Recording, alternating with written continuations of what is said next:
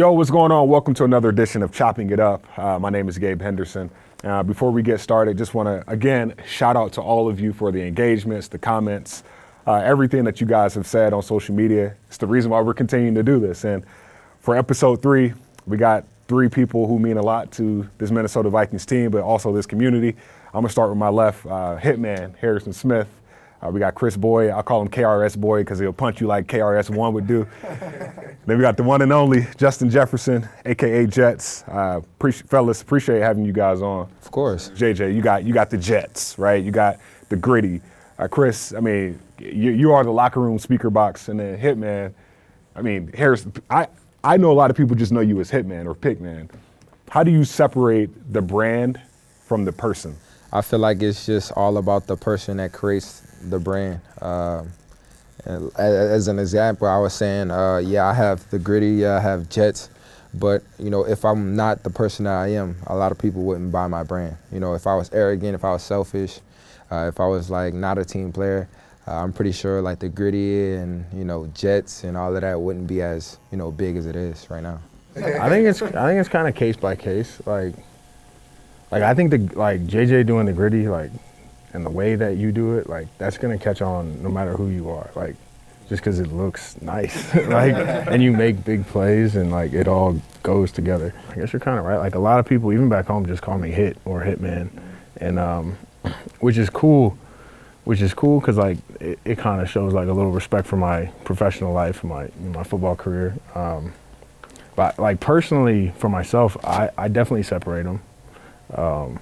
I feel like I'm not walking around as Hitman, but on game day, that's how I feel. So I kind of like to feel different, it's a special day, and I get to be somebody else. Man, before we sat in this seat, was there ever a moment where the dream got kind of cloudy? Oh yeah. I've been dreaming about this since I was 8 years old, 7, 8 years old, when I first started playing football. Seeing my brothers playing football at LSU. So I definitely dream big, but of course everybody's path is not the same. Everybody's story is not the same. So I definitely went through some doubts and How so? Just not being as big of a receiver. Not being as strong, not being fast, not being a 5-star, 4-star. All of that plays a part, especially in recruiting and a high school athlete. So I didn't think I was going to be this type of person, but of course, growing up and developing in my body, getting faster, getting stronger, knowing the game a lot more, it definitely, cleared up a dream a little bit more than it did before. It got a little cloudy for me for a little bit. I kind of was one-track minded because of where I come from. I was determined to get to where I was at, so I really wasn't hearing too much, and I kind of had a plan A, and that's all it was. I didn't see no plan B. But I say about my freshman year in college, getting acquainted with everything, coaches, college football, it's way different than coming from high school. And all your high school team know is you playing both sides, championships and everything. It's different. You a team player for real wherever you go. From high school, when you get into college football and the NFL, the selfish stuff, all the that changes. And then me being a freshman, not getting the reps I want and stuff like that, not getting the playing time I wanted. It got a little cloudy for me, but, I just took that time I needed to myself to hone in, focus on what got me there, and just put it back in my head I ain't come this far to fold. And I say it was only cloudy for a little bit because after my freshman year, that's when I hit the gas again, and I'm where I'm at right now. Personally, it still gets cloudy ton of time. I say football-wise, it was cloudy in college, most of college. And towards the end, I just, one day I was like, you know what, I'm not going to worry about the NFL or any dreams I may have. I'm just going to play football today. And I'm going to enjoy it today and play it as best as I can do it. And from that point on, I always I played so much better. And so whenever I get kind of cloudy or feel stressed or whatever, I'm you know what? Let's do today. Just focus on today. That reminds me of the Ray Lewis video. when he was talking to his teammate, he was like, like what can you give me today? You know, yesterday is already gone, tomorrow is too far away, but what can you give for me today? You know, just that kind of reminded me of that. Man, like that's both good points. Like the first thing that comes to mind is sacrifice, right? Sacrifice is subjective, but like what does it take to sacrifice? Like what does it take for you to get to that moment where you just say like, screw it, like it is what it is? Mentality. Yeah, I feel like that's a mentality thing, and that's just you being the baller. I feel like, you can't really control what happens on the field, off the field. I just feel like I just be myself, just do me. Don't really worry about what's going to come or what had passed before. It's only making the most of my opportunities at the moment. And I feel like there's a very small amount of opportunities I can get every single game. So just like I was telling you, remember that during the game, I was like, man, I got to make the most of my opportunities because there's only, a few opportunities you get a game. Like there's only a few balls that come Harry way. There's only a few punts that go his way. You know what I'm saying? So when those opportunities come, I'll be like, man, let me focus in on that and then worry about that, and then whatever happens after, happens. Yeah, that's like everyone is so good at this level, and everything is, you sit in these meetings, you prepare, you do all this stuff. Like it's so easy to get overwhelmed by it and stressed out by it. And in a sense, you should, because that means you care. But like you got to find a way to cut it loose and take, like when you get the opportunities, then you can capitalize them instead of always thinking.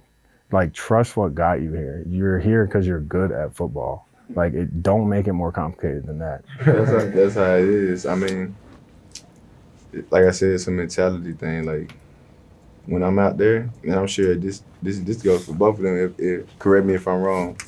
Like the work you put in, and then when you get to the point where it's time to go, and you lining up, you like I really don't care like who in front of me, what the situation is, or the circumstances. Like I'm determined and I'm dedicated, and right now I'm gonna do whatever it takes. Like if you like, I'm willing to take it wherever you want to take it right now, because like I know my motive and what I want to get done and accomplish, and what I'm gonna do to get there. Like that's just from a competing level, you know what I mean? Or like wanting your goals and stuff like that, just being determined. What's more difficult, achieving a goal or maintaining it? Maintaining it. You can't get complacent, and to me, from what I hear from vets and coaches and everybody else, complacency. I promise you, that's a word that sticks out, because that's what kills a lot of people. For sure. I think one of the biggest parts about being in the NFL is being consistent. I feel like that's the hardest thing to be in the NFL, because every single game you're going up against the top corner, top receiver, top, gunner in the game. So it's like every single week you got to come with your stuff. You know what I'm saying? If you don't, it's just like, all right, I got a good game this week. 2 weeks in a row, I got bad games. All right, I got a good game again. You know what I'm saying? It's just very difficult to really stay consistent in the league. And it's just so many good guys on the field at once. It's just so hard to make those opportunities count when they come. Because, you going up against the best every single week. Jess, I'm going to pose it to the group. I'll start with you. What's your greatest accomplishment off the field? Off the field? Being one of the first in my family to go to the league. Being the first to get drafted. Being the first from my home city to be a first rounder. It can go countless. I'm from a small town, so there's not too many guys that come to the league, and from where I'm from, there's not too many guys that Hall of Famers or, doing big things in the league or, just making a name for themselves. So where I'm from, that's the biggest part. It's just about being where people haven't gone before. Just at a basic level, like the relationships I have with my family, my wife, my daughter, my parents, my brothers, my sister, like those are the things that are most important to me, and the fact that we've remained like super, super close. since we were kids, and since I got into the relationship with my wife. I'm just like those are the things that hold the most value in my life, for sure. Maintaining that, like family, right? Kris, I know you got a daughter. Like maintaining that family relationship when you're like at the highest level, when everybody's pulling at you. Is that tough? Yeah. Very, very tough. I mean, I can't really speak for them, but for me, going on my third year, doing the things I've done, having a dance that I brought properly to the league, hearing a kid every single time a kid see me is gritty. You got to get tired of that. I mean, it's very tiresome. I mean, especially during the training camp, having kids there, hearing gritty every time I touch the ball. I mean, it definitely gets annoying, but I mean, it comes with it. I'd rather have kids yelling gritty to me than, not kids not knowing who I am at all. So, I mean, it comes with football. Of course, you want to be a good player. You want to be, famous and have all of this money, have all of the fame and celebrity or whatever. But, it definitely, the privacy and just having time for yourself, having time on your own, it gets slim, very slim. Why is it so tough to maintain, family relationships when you're at this level? Because sometimes, for me, I have a big family, 6, including me, and not including the other 4 on my dad's side, and that's not including my nieces and nephews and my cousins and everybody else. And we are big on family, so having to deal, like Harry just said, like when you're preparing for games and you want to be prepared, that stress level rises and everything else. So to like be focused on that, and then also maintain like conversation, daily conversations, and like making sure you also like working on that relationship with your family is hard. There tend to be more problems, with that big family, that big number, and having to like I hear something about my mom, I'm gonna be like, what's going on, like and I can't have that going on every week when I'm going against the best every week. Yeah. Like I gotta focus on what I gotta do on Sunday. Mm-hmm. Like I gotta take care of me to take care of us. You feel me? So I gotta like learn to separate that. And something I learned when I was in college from Coach Herman, compartmentalize, and that's like separating the things that you need to separate to focus on what you got to do. Like leave that where it's at. If families leave that where it's at. When I get into this building, like it's all football. On Sunday, I don't answer my phone for nobody. And you might be lucky to get a call back the next day, because I'm gonna have to worry about what happened Sunday when we go in there and watch film and everything else. It gets tough, but you want to also make sure like your family know it. But it's hard to keep them up to what's going on, having to tell six different brothers and sisters like I'm dealing with this and that and everything else. And you can't reach out to your cousins at all, but you don't want your family thinking you abandoning them. Right. Feel me? Like it's a lot. Yeah, it's hard. It's hard for everybody's situation is different, but it's hard for some people to respect that you have to compartmentalize for things. For sure. I was just about to say that. There's a time and a place for things, and we have to figure out when that time and place is. And if you have people that don't respect that, that's when it gets hard. Mm-hmm. And fortunately, personally, like my family, they know I'll go just ghost mode if I need to, and they understand that. So it's different for everybody, but I've started trying to be like more involved on a game day, on times that are more stressful. I try to take that stress off by shooting one of my brothers a text. My sister sends me a picture of her kids and the Vikings stuff ready for the game, and I talk to her instead of being like, I gotta get ready. Like I like to enjoy those things because it kind of it builds a sense of positivity and okay, let's all have a day today. Have a nice breakfast with the kids. I'm gonna go play. You guys can watch. Just makes it kind of good for everybody. Was it always like that for you? I mean, no.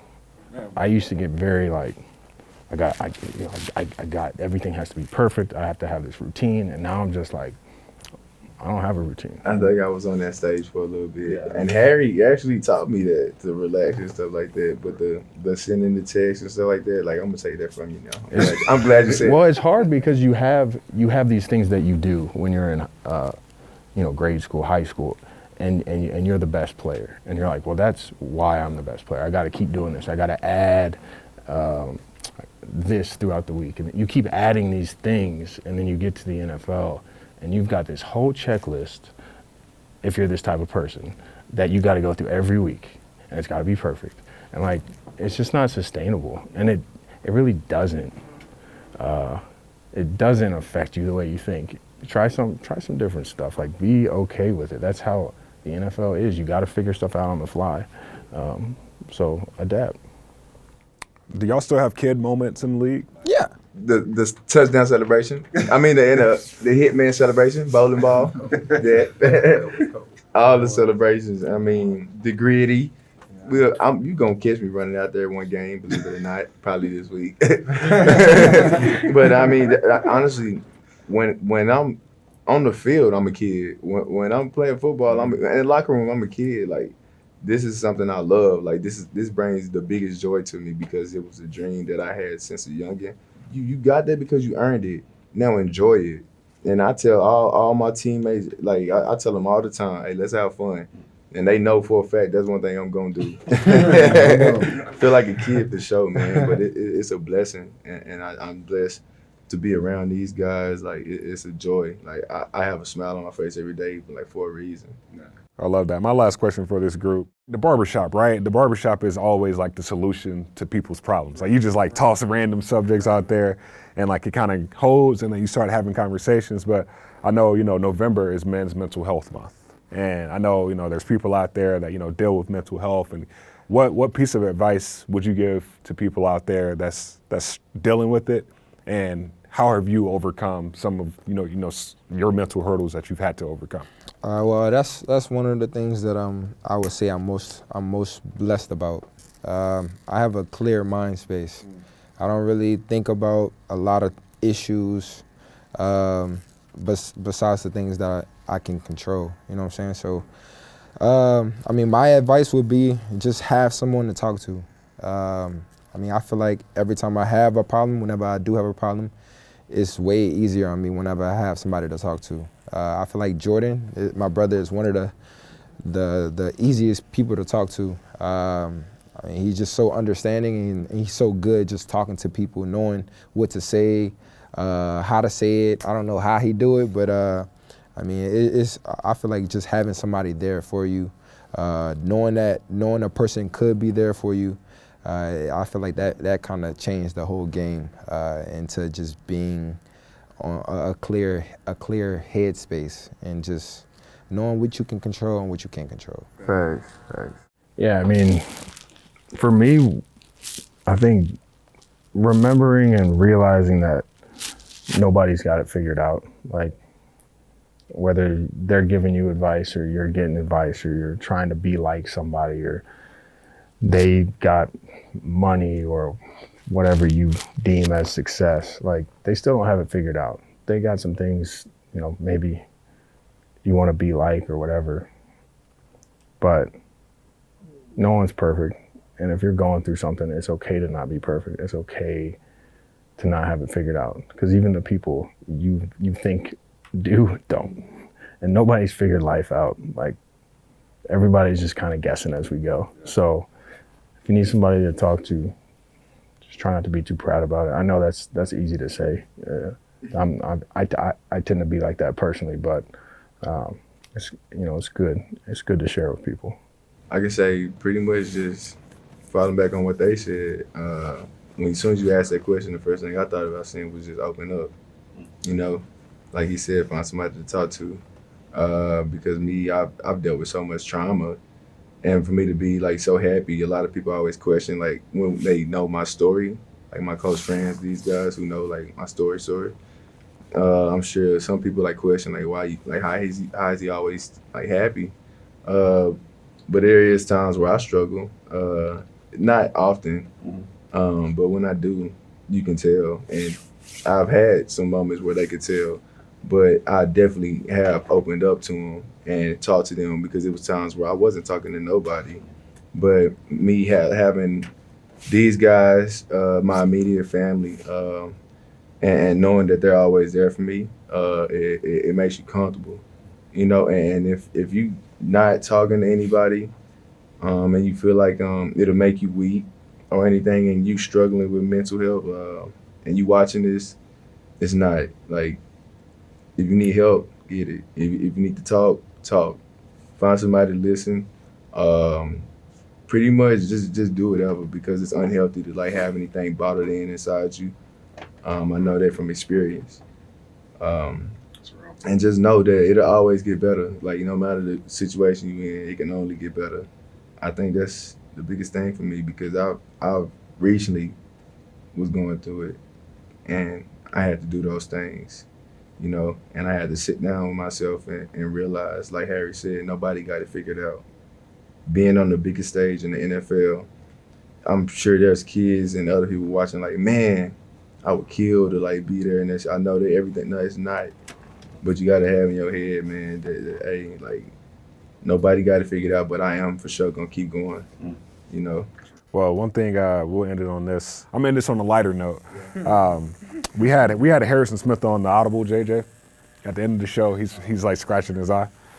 And I said, Harrison, what we got to do to get you to gritty, man? He was like, well, I got to get Justin Jefferson to teach me a lesson. We're not going to do it right here.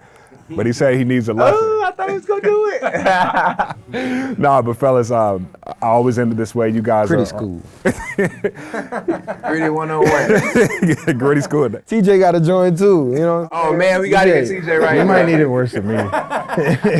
Man, he should have gave you space on that one. Look, man, you guys are phenomenal football players. We're better human beings who just happen to play football. So I appreciate you guys chopping it up with us, and looking forward to watch you guys ball the rest of the year. Yes, sir, Ski. Yes, sir. Appreciate you. That wasn't too bad. Yeah.